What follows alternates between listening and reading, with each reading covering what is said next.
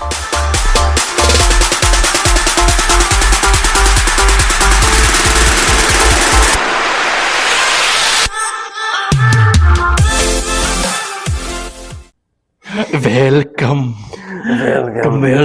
to episode number 7.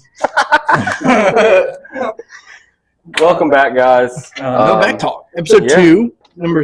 I'm not going to keep up with that crap because this is number 7 of the podcast. You know how badly I almost said, welcome back to Back and Buggy's podcast. Yeah. Bro, it's going to take... Well, we did 5 episodes that way. We've only done 2. Well, this will be the second of No Back Talk. So, and for No Back Talk, I'm keeping my stand. I liked it during the last podcast, and I'm keeping it. Official. Yeah. Official. It is the, yeah. This is... It's a good look on you. This is the Shetty. The Shetty, Mike. Ain't quite a Yeti. Ain't quite shit. It's a Shetty. Yeah. So, welcome back, guys. I mean, Yeah. Tyler T-Box here. Kevin Divots. Sitting here in the podcast, in the Caddy Shack. Yeah. This is Newly renovated. Well, we said that in the last one, so Yeah, well, not so newly, but in case you missed it, go back. so if we kind of bounce off the walls here a little bit, guys, we apologize. This is an extremely last minute podcast. We don't even have notes on what we're even going to talk about. We're just going to kind of shoot from the hip. Well, I guess starting off with, we've already made plans to golf this week. Yeah. We make plans to film this week. Yeah. So, so if we go film, whether it be at one of the Chesapeake courses like we talked about, or at the Pines where we usually go, any video ideas? It's going to be one of 4 places. It's either going to be Kempsville Greens, Yeah. Chesapeake Golf Course. Yeah. I mean, Honeybee, like you said, it's just too busy. Don't think we'll ever be able to get footage there. The one time I went, it was just so... Yeah. Yeah, backed up. Well, Kempsville and Chesapeake are both not that way. So, so we could possibly film there. Obviously, we know we can film at the Pines. We haven't filmed at Eagle Creek. No, we haven't. And We as still much as haven't. we've played. We still haven't filmed at Eagle Creek. So, I mean, that could be an option. Yeah.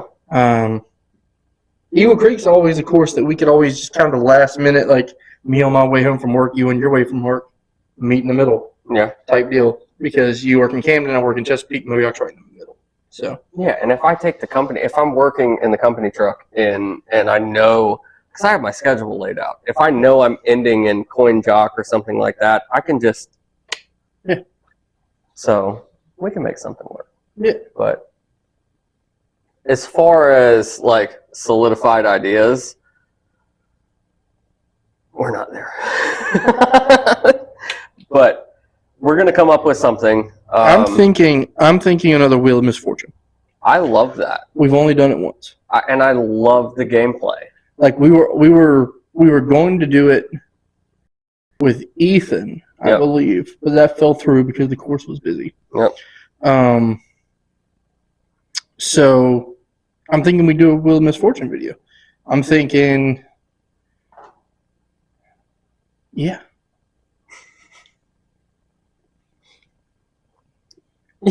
Yeah.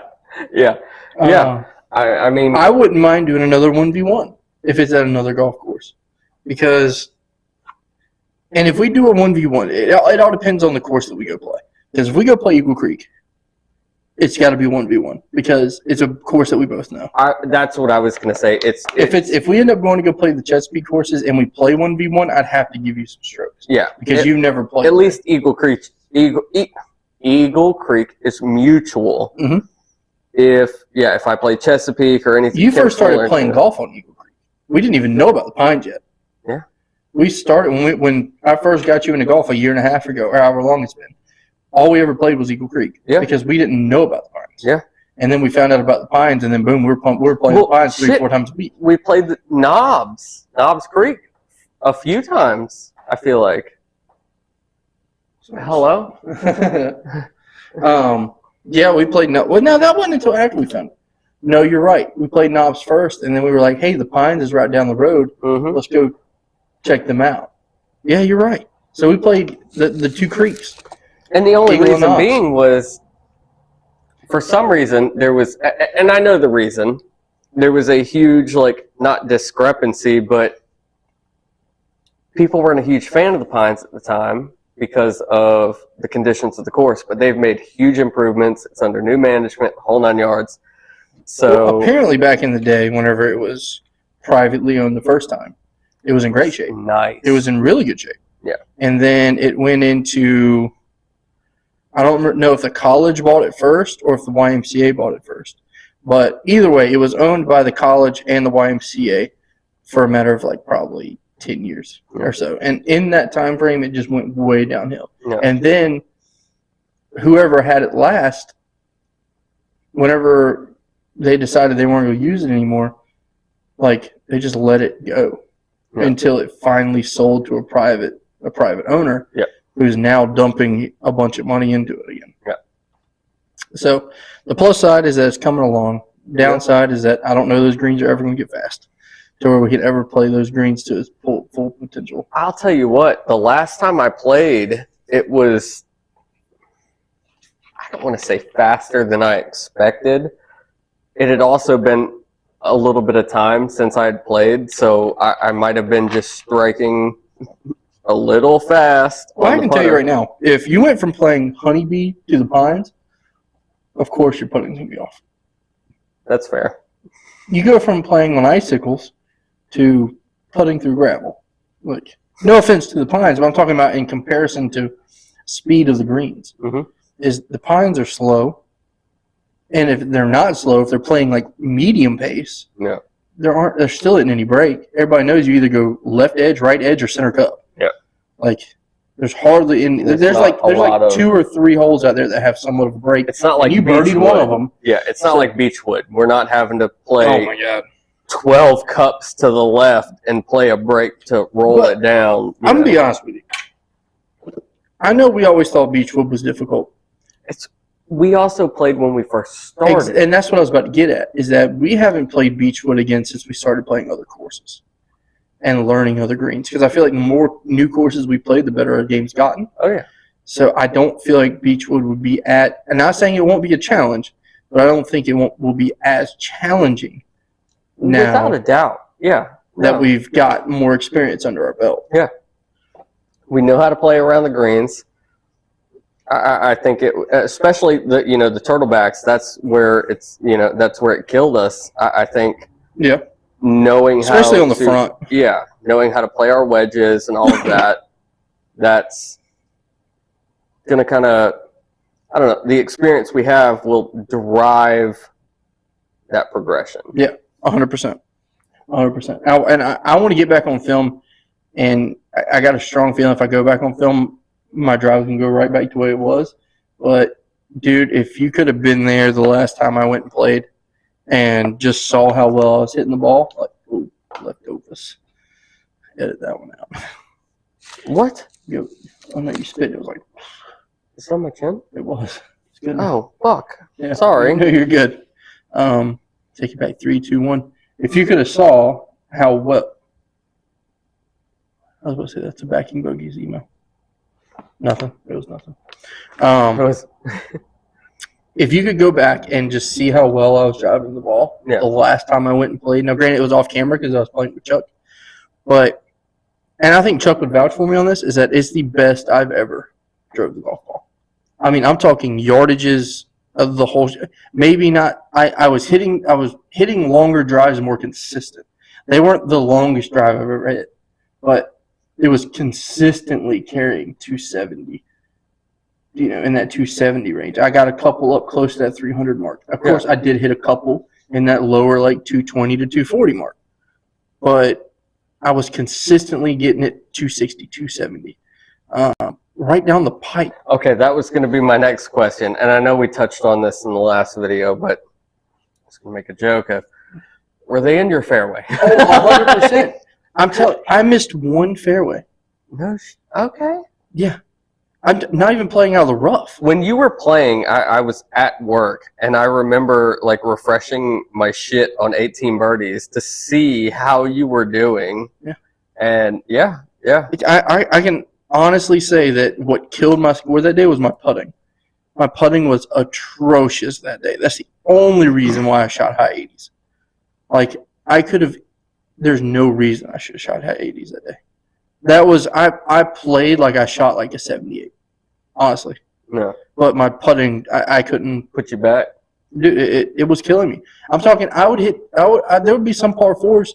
I'd hit one right down the pipe. I'd be 60 yards out, hit my approach wedge, stick that thing 10 feet from the pin, and 3-putt. I'm not even joking, bro. I had like 5 or 6 birdie opportunities on par fours, and 3-putted every single one. Yep. Jesus. Yeah. And I don't know what it is. Like, I don't know. Maybe I need to try to go back to my claw grip, or maybe keep a clean ball in my pocket to putt with, because I'm like notorious for not cleaning anything. Like, I keep my golf clubs dirty because I feel like I get more spin and love on the clubs. I mean, obviously, unless they get ridiculous. He gives me so much shit for cleaning my clubs all the time. Granted, it might be a bit meticulous, but for that reason, which I guess your putter, you're never going to get dirty. Well, no, but I'm talking about the golf ball. Yeah. Because I don't ever clean my golf ball. Like, and I feel like, honestly, if I were to start cleaning it, now I don't want to get down and do any of my alignments or anything like that, because I feel like that's just going to jack me up completely. I start trying to do that, and you putt better not knowing what the hell you're doing. Exactly. Exactly. If I sit there and try to line it up, say this cup, and I know those of you on the podcast are not going to be able, listening to the podcast, are not going to be able to see it, but if I'm aiming at a cup directly in front of me, I'm going to sit there. If I tried to line this ball up, I'm always off. I can putt it pure. I can putt it right where I've got it lined. Well, I know the biggest reason for that, and I don't want you to necessarily change it because you've been putting the ball rather well recently. Yeah. I mean, I haven't played with you. Hell, it's been a hot minute. It's been weeks. It's been longer than that, bro. It's been like the last 3 times I've golfed was with Chuck. Yeah, past couple times I've golfed. And I ain't golfed in 2 weeks. Yeah. So it's been over a month since me and you've been on the course together. It's been since we filmed with Ethan. Oh my God. Yeah. Yeah. Oh. Yeah.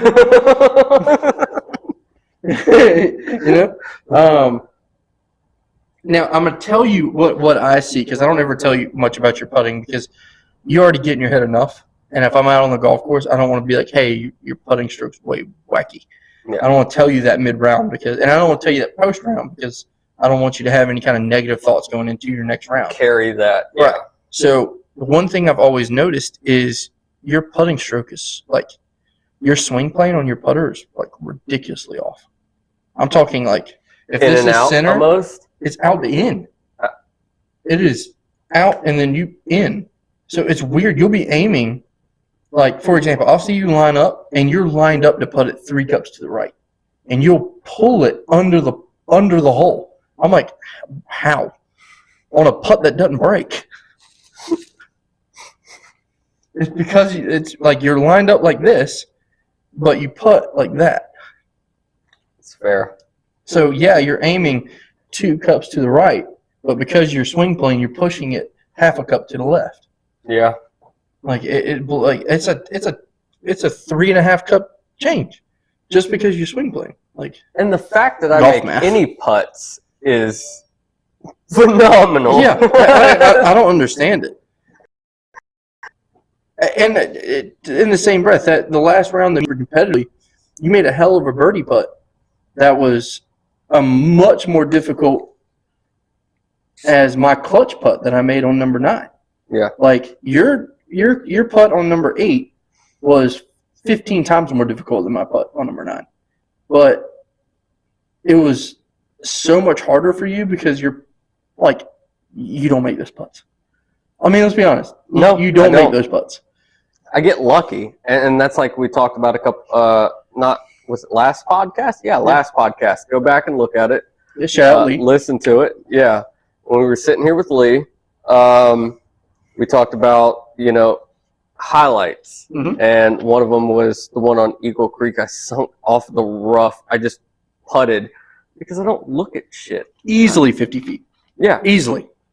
And off the fringe.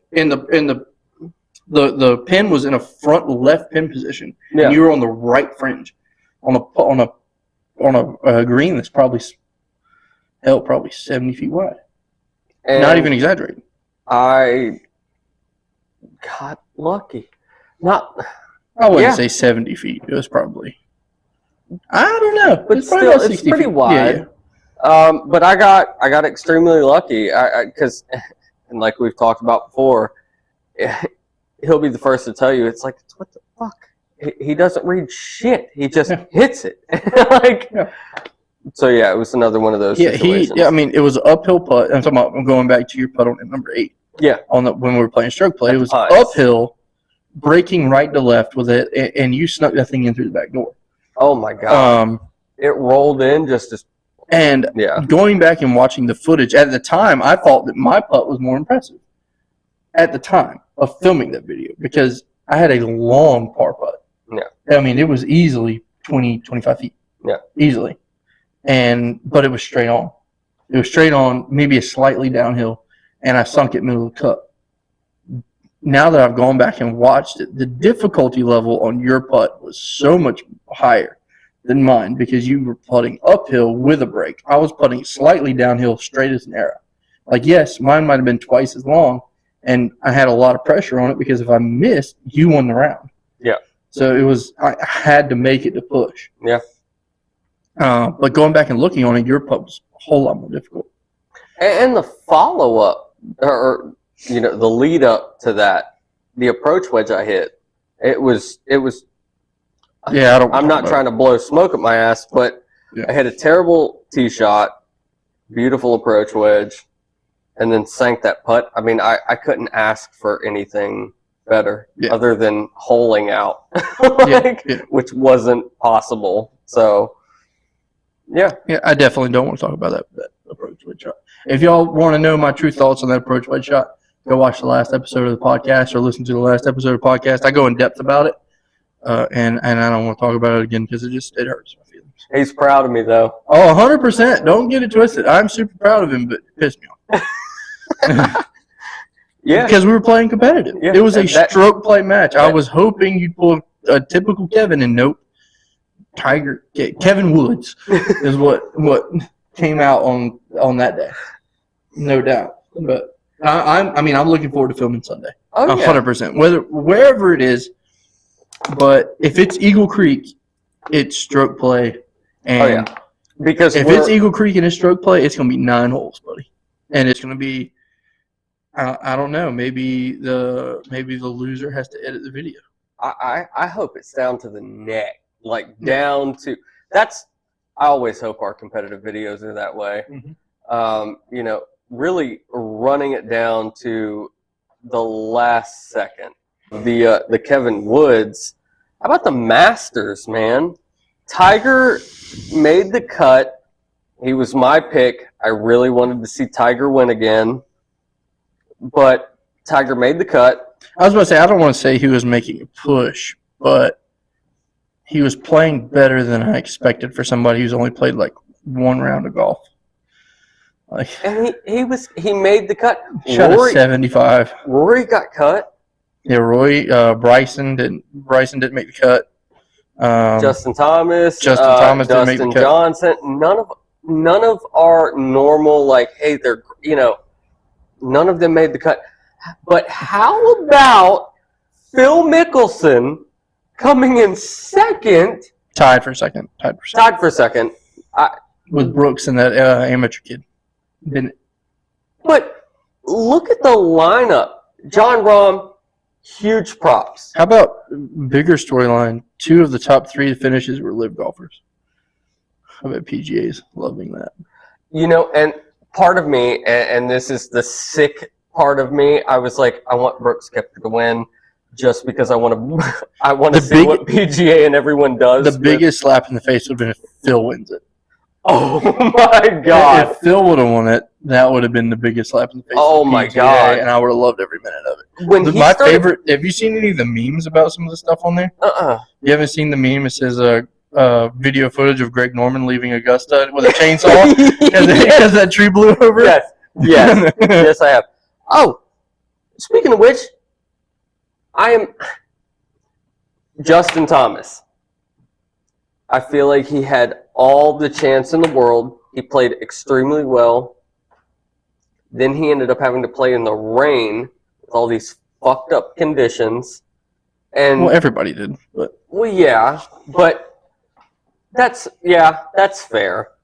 That's extremely fair. I mean, it's not like he was the only one. He wasn't just in like a cloud bubble full of rain. You know, everybody did. John Rahm played in the same conditions and won it. That's fair. And you know what's crazy is I was watching the Masters on and off. I watched him snap hook a drive. And he pulled Kevin Divots off the tee box. He did. Put it into another fairway. I was just like, I know everybody jokes about it, but it really is. It's like, oh, they're one of us, you know. And I seen somebody had like posted a screenshot of a tweet that John Rahm did in like 2013 or something like that when he was like 17, and he was like, I'm gonna win the Masters, and then we're posting that alongside of him winning the Masters. I'm super stoked for him. I don't think that was. He also posted the picture of him eating Hungry Panda the day before. Yeah, and it was. It wasn't my first pick, but I am so stoked that he won it because he's not much older than us. It's nice to see. He's about 30. Yeah, it's nice to see some of the young bucks coming in and really picking up the torch. You know, well, John Rahm's like Scotty Scheffler from last year. He's just on fire this year. Since he swapped over them paradigms, boy, he is. Oh my God. Hot. If Phil would have won, though. So, and the crazy thing about Phil tying for second is he finished like 8 he wasn't holes. in it. He wasn't in it going into Saturday. No, fuck no. Yeah, he wasn't in it. He was nowhere close. He was like, I don't want to put a number out as far as like where he was positioned, just because that can change every stroke. But he was back there, and for him to bring it back to be able to get to second, even with him being holes, he finished, and there were still several holes for other people. Yeah. Bro, that's amazing. Yeah. Well, we're gonna try to wrap this episode up, guys. Kevin don't even know about this yet, but I got a special announcement going for our next podcast. Oh God. No, it's good. It's good. I'm excited. Next podcast we might not be doing in the Caddy Shack. We'll probably be doing it inside. Because we're going to do our video conference with Christopher. Yep. Yes. Yep. He's I don't want to necessarily say employee because he hasn't gotten any money from us, but yet. Yeah. But he is working on some custom intro music for us for both the podcast and for the YouTube channel. He's also working on some new logos for us. So. Hello. So I'm going to touch base with him and get a confirmed date that we can sit down and do it. Okay. We're going to do a couple of test runs here in the Caddy Shack. We're going to do a couple of test runs in the house, see where we get better connections, see where we get better sound bites. But that is coming. That will be the next podcast. Will be us sitting down and talking to, like to say, one of our first employees. Yeah. So. That's not necessarily employees, a family member of mine, friend of the channel, fan of the channel, and he was willing to do this stuff for free for us, but we insisted we were going to pay him for it, and we're also going to kind of dig him in if we hit big and we start making some money, we're going to actually draw up a contract and give him some percentage of earnings. Without a doubt. So kind of get him in the crew with us. So. Something we're going to work towards also probably not next podcast, but the podcast after that. We're going to get Cody on. Cody's already been talking that he wants to get on the podcast. He's actually been, the last couple of times I've talked to him, he's been kind of not necessarily bugging me about it, but he's excited to get on with us. I'm excited. And Kevin and Cody's bromance is real. That's what I was about to say. He jokes, it's our bromance, but this is my man. But I love me some Cody. Yeah. So he's going to get on here and he'll probably be shy at first, but probably 10, 15 minutes into the podcast, he'll start to. And once he starts going, buddy, hang on to his britches. Sorry in advance. Yeah, because there ain't no telling where these conversations can go. I mean, primarily on that one, we'll probably be talking golf and probably a lot of Ballahack because Cody's big into Ballahack with us. Got him hooked. Yeah, Cody and Kevin both fish, so they'll probably be talking a lot about fishing. Me, not so much. I'll just kind of be sitting back here holding the microphone. But those are two big guests that we're gonna get on the channel. I'll again shout out to Lee for being on the first episode and coming on and joining with us, and then filming a couple of videos with me here in Caddy Shack. No back talk. I mean, this is. It might not seem huge, but it's huge for us. It's just as big as for us as it was coming up with the name for the YouTube channel. Yeah. I mean, in all honesty.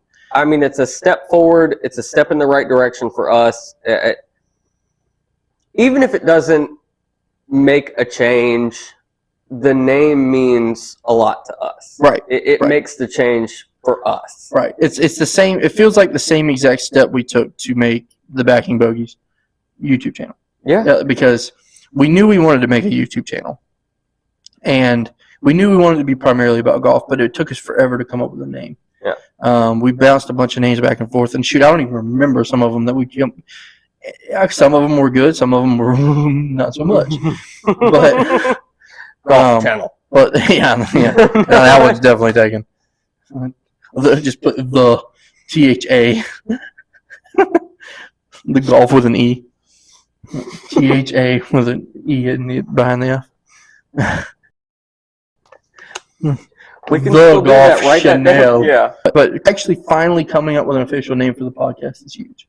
I love it. Because we knew we wanted to do the podcast. Like we said in the last episode, or in 2 episodes ago when we announced the Backing Bogies podcast was over and that we were swapping over to No Back Talk. Yeah. We mentioned in there that, we knew we were going to do the podcast, and we were so excited to do it that we just jumped into it and we're like, we'll figure out a name later. Yeah. And unfortunately, it's taken months to finally come up with a good name that we thought could stick, that made sense, that wasn't directly around golf, that wasn't, that didn't tie our hands up.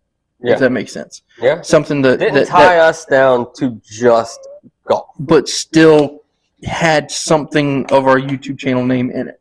Yeah. That was the difficult part. With it being Vokey, with Bogies being in our name, it's hard to make a name around that's not golf related. Yeah. So we took the backing aspect of it and kind of rolled with it. So, a lot of it came from me babysitting my niece that day, and she was back talking. No back talking. My wife a lot, and sorry, Ashley, for that little shout out, but that's what happened. I'm just telling you that, honestly, that's where the name came from. I had just got off the phone with my wife talking to her about how her day was, and she was just talking about how she was getting a lot of lip and a lot of back talk, and that's kind of, I was like, yeah, that's a good name for the podcast. And I was like, so I looked up Back Talk podcast, and there were already people named Back Talk podcast. So I was like, well, no Back Talk. How about that? Ain't nobody. Now there's one. Us. We the best. Oh, okay. I thought we were gonna nail it. Ones. And that's why our YouTube channel's failing. We're not on the same page. No, I don't want to go that far. Our subscribers are continuing to go up. The views are continuing to go up. So we're on the up and up. Yeah. For sure. I'm excited about it. So, and we thank y'all for everything. Every single view, every single share. I will say we got to step up the comments. I say it every single time. And it's not for us. Get it together. Yeah. Don't die on my own time. But it's for y'all.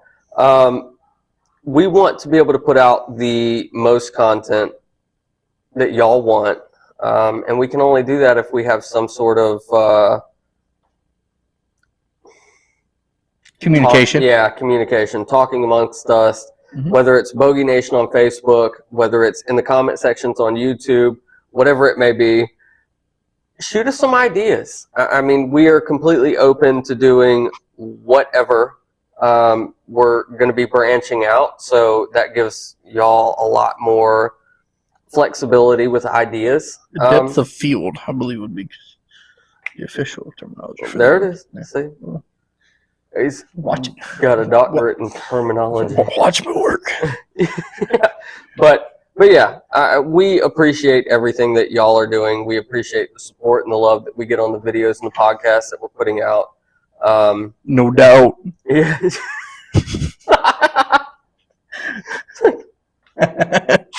But, oh Lord, I'm way up on that. But, yeah, it's like getting closer. Yeah. Hi. Yeah. Well, we wanna thank you guys for joining us on your, whether it be your drive to work or while you're working out or whatever it is you're doing. You're working out, pumping iron. You can do it. Take another protein shake. But wherever you listen to your podcast, we appreciate you just giving a little bit of time and letting us into your lives. And we hope you're enjoying it as much as we're enjoying doing it. Yeah. Because we're not a golf channel, we're a comedy channel. So at the end of the day, that's what it's all about. Because if you watch our golf, it's comedy. Might as well be a stand-up. Yeah, no. At this point, I mean, 100%. So we have to start tagging it. Comedy. Yeah, 100%. I think I already have. It's like, oh, these guys suck. It's okay. We know we suck, but it's funny to watch. No. But thank y'all. Make sure to like and subscribe on the YouTube channel. Podcast dropping on the YouTube? Yeah. But we're dropping on YouTube now. I know we said Bogey Nation. We weren't getting a whole lot of drive in Bogey Nation, so I decided, hey, we're gonna start throwing them up on YouTube. Yeah. And they're getting decent views on YouTube. Yeah. So I mean, as long as they're getting views, we're gonna roll with it. So like and subscribe. Show us some love. If you're coming back and watching our videos and you're not already subscribed, save yourself the hassle. Subscribe. Hit that notification bell. That way you get notified when we do post. And it makes it real easy for you because at the end of every single video, there's a little Backing Bogies logo that pops up right there. All you gotta do is click on it. Man's on top of it. Yeah, man's on top of the Eden. We are falling to shambles. Anyways. On that note, Tyler T-Box signing off, guys. Kevin Divots. We'll see y'all on the next T-Box. Woo! Everything is cracking as I stand up.